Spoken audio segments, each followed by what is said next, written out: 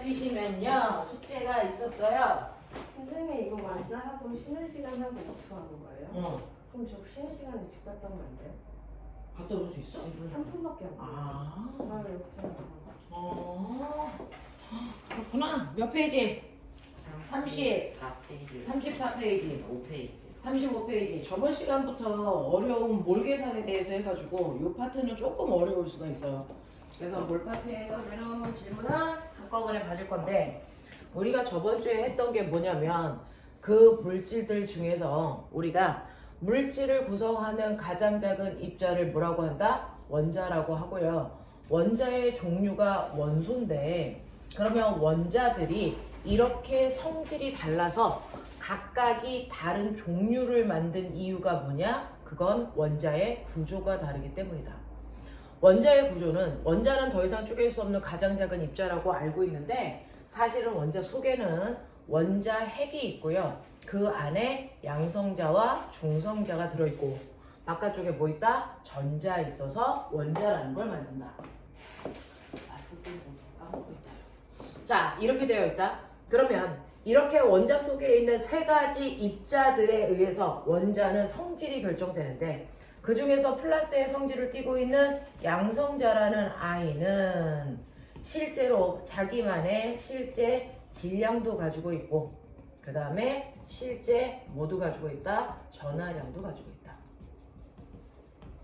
자, 중성자도요, 똑같이 이러한 값들을 가지고 있고 전자도 가지고 있어. 얘네들의 차이로 원자들의 성질이 결정되는데, 그 중에서 양성자가 가지고 있는 이 개수가 바로 원자가 가지고 있는 화학적 성질을 결정하고,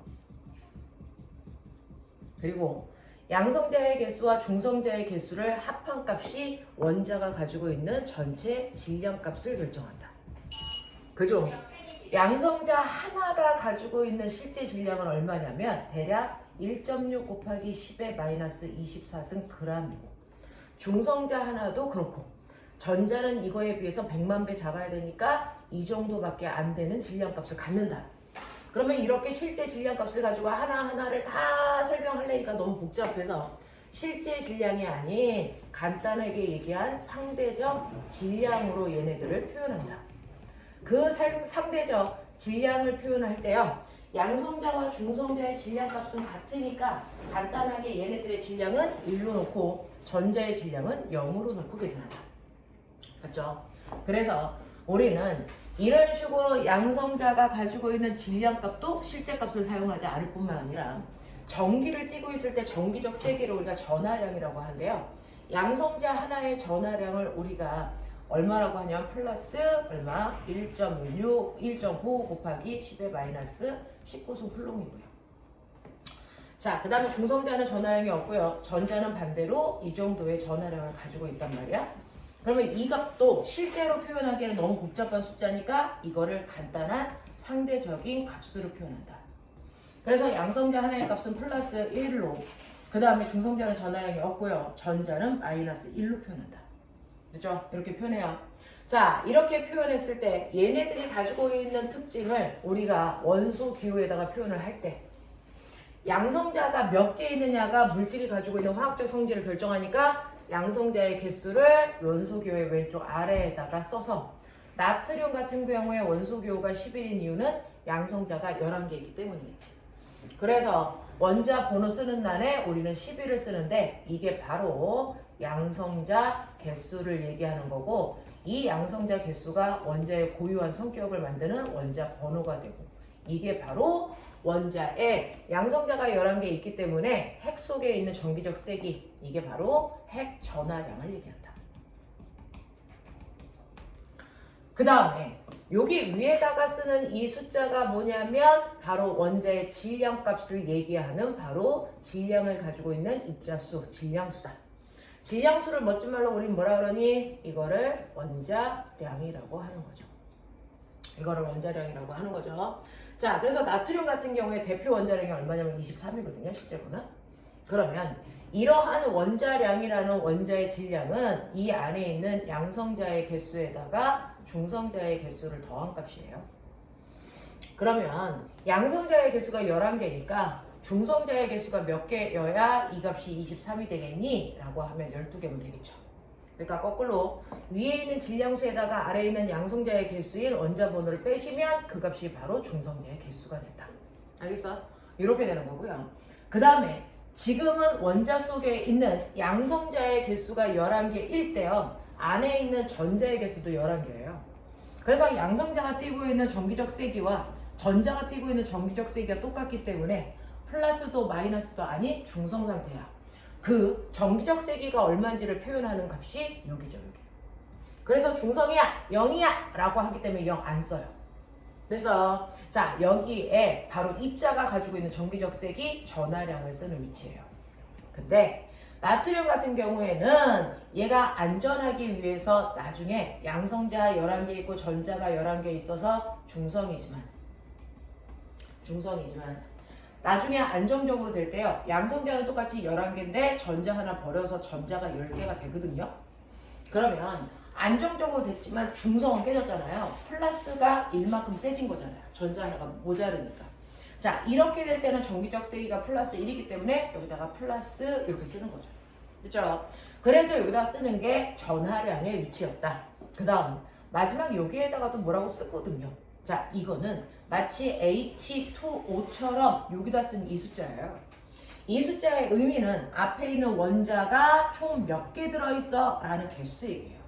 그러니까 물이라는 하나의 분자를 만들기 위해서는 수소라는 원자는 2개, 산소라는 원자는 1개가 결합해서 만들어진 거야 라고 하는 여기에는 그 입자 속에 들어있는 원자의 개수를 얘기한다. 이렇게 표현해요.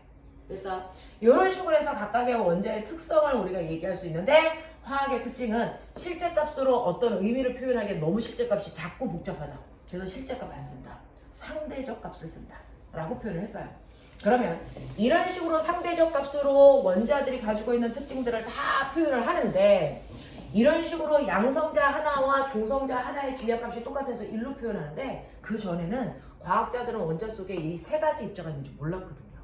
대신에 옛날의 과학자들은 원자들의 성격은 그 원자가 가지고 있는 질량에 의해서 원자들의 성질이 결정된다라고 생각했어. 그래서 양성자의 개수가 아니고. 그래서 이 질량에 대해서 되게 집중적으로 막 연구를 했었는데 숫자가 너무 작고 복잡하니까 화학이 발달을 못해. 그래서 우리의 친구 누구? 아보가드로가 원자 하나하나의 질량으로 뭔가를 나타내는 데는 한계가 있으니까 이 원자들의 실제 질량이 아니고 그 원자들이 가지고 있는 상대적 뭘로? 질량값으로 원자가 가지고 있는 특성을 표현하자 라고 표현했던 거고 이러한 상대적 질량을 잘 찍히고 있는 거 맞아? 이렇게 대각선으로 찍는 거? 글씨가 보이는 거 맞아? 안 보이는 거 같은데? 승원이 막 화낸단 말이야 글씨 안 보이면. 상대적 질량으로 표현하는데 이 상대적 질량으로 표현할 때요. 상대적이라는 건 누구와 비교한 질량값을 표현하는 거잖아. 그러니까 원자들의 하나하나 질량을 표현해서 입자들의 질량을 나타내고 싶은데 걔네들이 모든 성격을 결정한다라고 착각하고 있었을 때 그래서 아보가드로는요. 모든 원소들의 기준은 바로 탄소 원소의 질량을 기준으로 한다. 이걸 기준으로 잡아서 얘보다 몇 배 무거워? 이렇게 얘기한다고요. 그래서 탄소라는 아이보다 수소는 몇 배 무거운 거야? 산소는 몇 배 무거운 거야? 질소는 몇 배 무거운 거야? 라고 하는 사실은 이 상대적 질량은 탄소를 기준값으로 해서 잡았다. 근데 탄소를 기준값으로 1로 잡으면 수소가 12분의 1이라는 분수 나오니까 기준을 탄소로 잡되 탄소의 기준 질량값을 1로 놓지 않고 12로 놓는다. 그리고 수소의 질량은 그거의 12분의 1배니까 1로 잡는 거고요. 수소의 질량은 탄소에 비해서 얼마야? 3분의 4배인가? 그래서 16으로 잡은 거고 얘는 그래서 질량을 얼마로 잡니? 14로 잡은 거고 그래서 이런 식으로 상대적 질량을 잡아놓고 이걸로 계산하기 시작하니까 너무나도 간단해지는 거죠. 이 상대적 질량을 우리는 뭐라 그랬다? 이게 바로 상대적 질량 원자량이다. 옛날은 그냥 탄소에 비해서 수소의 질량이 12분의 1배밖에 안 돼. 그 이유는 몰랐어. 그랬다가 나중에 더 과학이 발달하고 나서 질량이 12분의 1배밖에 안 되는 건 그 안에 들어있는 양성자와 중성자를 합한 개수가 12분의 1배밖에 안 되는구나. 그 원인도 알게 된 거야. 알겠어요? 이렇게 된 거예요. 그래서 원자량이라는 건 실제 원자가 가지고 있는 실제 질량이 아니고 상대적 질량을 얘기한다. 그래서 1g이 아니고 탄소에 비해서 질량이 12분의 1배밖에 안 돼 라는 뜻이야. 그러면 이 상대적 질량에 g이라는 단위 쓸 수 있다 없다? 없다. 단위가 없다. 그래서 원자량은 탄소에 비해서 몇 배 무거운지를 표현했기 때문에 원자량이라는 건 단위를 가지고 있지 않다. 그냥 수소의 질량은 1이지 1g이 아니라고. 됐어? 근데 사람들이 이런 식으로 상대적 질량을 표현하다 보니 막 그걸로 계산하다 보니 수소가 마치 1g처럼 느껴져. 이거를 1g으로 쓰고 싶어 한다. 근데 수소 원자 하나가 실제로 1g은 아니잖아. 그래서 얘네들의 원자량 값을 질량으로 사용하고 싶어져서 아보가드로는 어떻게 했다? 각각의 원자가 원자량이 될 때까지 필요한 입자수를 모아봤다. 그래서 몇 개 필요한지를 계산했더니 모든 원자들이 원자량이 될 때까지 필요한 입자수가 다 똑같았다. 그 값이 바로 보다 6.02 곱하기 10의 23승계다. 알겠어? 이걸 처음으로 발견한 사람이 아보가드로라서 우리는 이 개수를 아보가드로의 수라고 하고요. 그거를 우리는 일몰계라고 표현한다. 알겠냐? 그래서 모든 입자들은 일몰계라고 하는 6.02 곱하기 10의 23승계가 모이면 바로 원자량이 실제 질량이 된다. 자, 그랬을 때 우리는 원자량은 상대적 질량이라는 정의가 바뀔 수 없으니까 단위 붙일 수 없잖아요. 하지만 원자량을 실제 그램 단위로 바꿀 수 있는 이건 모든 입자를 일몰계 모았을 때 질량값이다. 그래서 우리는 요거를 뭐라 그런다? 몰 질량이라고 한다. 됐어? 그래서 몰 질량은 단위를 갖지만 원자량은 단위가 없다. 됐어? 자, 그렇다면 이런 식으로 해서 각각의 원자들의 원자량을 만들어 놓고 나니까 그러한 원자량을 가지고 있는 원자들이 모여서 뭐가 됐다? 분자가 됐다. 됐지? 그러면 이 분자들도 가지고 있는 분자의 질량을 상대적으로 표현하고 싶어. 탄소에 비해서 몇 배? 그니 물 한 덩어리는요. 탄소에 비해서 몇 배 무거운 거냐면 얘는 몇 배? 2분의 3배 무거워요.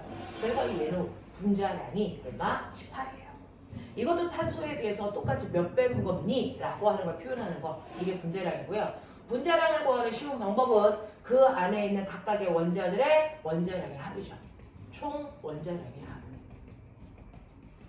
이게 분자량이에요. 그래서 물이라는 거 안에는 사실은 수소라는 원자가 2개 있거든요. 수소라는 원자의 하나의 질량이 1이니까 2개 있으면 2.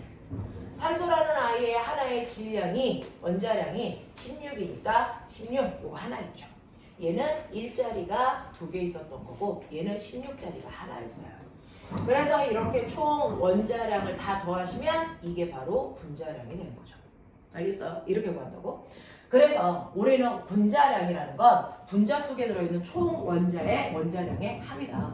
그래서 물, 이산화탄소, 암모니아, 메테인 이런 애들의 분자량이 얼마인지 다 구해낼 수 있다. 됐죠? 자, 근데 이 분자량도 탄소에 비해서 몇 배 무겁다라고 하는 원자량, 분자량 다 똑같이 탄소와 비교한 상대적 질량이니까. 얘네들은 절대로 단위 그램 같은 거 이런 거 쓰면 안 된다고. 됐어? 네. 그럼 저는 이거 18이 아니고 18g 쓰고 싶어요. 이것도 몰 질량. 이라고 얘기할 때만 단위 쓰는 거야. 알겠어? 이렇게 된다. 자, 그러면 이런 식으로 내가 각각의 1몰일 때 질량을 알았어. 됐어? 그럼 이걸 가지고 내가 알 수 있는 건 뭐예요? 라고 하면 사실은 물이 분자량이 18이야. 됐어? 네. 그리고 산소 기체의 분자량이 얼마냐면 얘는 32야. 그리고 얘도 현재 수증기인 기체 상태고 얘도 현재 수증기인 기체 상태고 치자.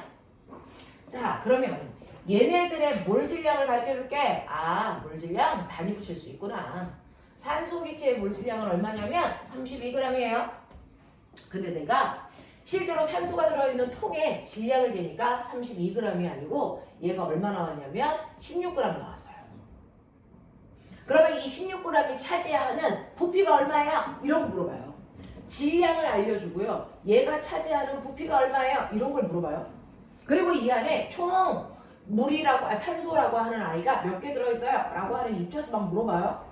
이런 것만 물어볼 때 우리는 질량만으로 이거 다 알 수 있어요? 다 알 수 있어요. 어떻게 할 수 있어요? 바로 몰이라는 개념을 가지고 할 수 있죠. 그래서 몰이라는 게 우리가 알고 있는 질량을 부피로도 바꿔줄 수 있고요. 그리고 몰을 통해서 입자수인 I도 알 수 있기 때문에 몰이라는 거 하나만 알면 그래서 여기 옆에 있는 모든 값들을 다 인측할 수 있다. 그죠? 1몰일 때 값을 기준으로 각각의 몰수를 구하시면 돼요. 자 보세요. 산소 기체는 1몰이 들어있을 때가 32g이어야 돼. 그죠? 근데 16g 들어있대요. 몇 몰 들어있다는 얘기야? 2분의 1몰 들어있다는 얘기야. 됐어? 그래서 어떤 걸 가르쳐줘도 몰수를 계산하셔야 되는데 몰수를 구하는 방법은 됐어? 이런 식으로요. 만약에 질량이 나와 있으면 그 입자의 원자량 또는 분자량 이거를 밑에다가 넣는 거죠. 그리고 실제 값이 얼마인지 이렇게 넣으시면 돼요. 지금은 산소 기체를 줬으니까 산소 기체는 분자잖아요. 그럼 분자량 넣으셔야 돼요. 32g. 그래서 여기다가 이렇게 분자량을 집어넣으시면 산소라는 아이의 분자량은 32g인데 지금 현재 들어있는 건 16g이네. 그래서 얘는 몰수가 2분의 1몰이야. 이렇게 가는 거예요. 자, 그러면 내가 몰수가 2분의 1몰이라는 걸 찾아냈어. 2분의 1몰이라는 걸 찾아내면 우린 입자수 알아요. 무조건 원자는 원자일 때, 분자는 분자일 때. 그러니까 산소라는 분자도요. 1몰 있을 때가 실제 입자수가 6.02 곱하기 10의 23승계만큼의 얘가 들어있는 거예요. 근데 2분의 1몰 있다 그랬으니까 이거의 절반만큼 들어있겠죠. 그러니까 들어있는 입자수는 3.01 곱하기 10의 23승계 들어있어요. 이렇게 할 거예요.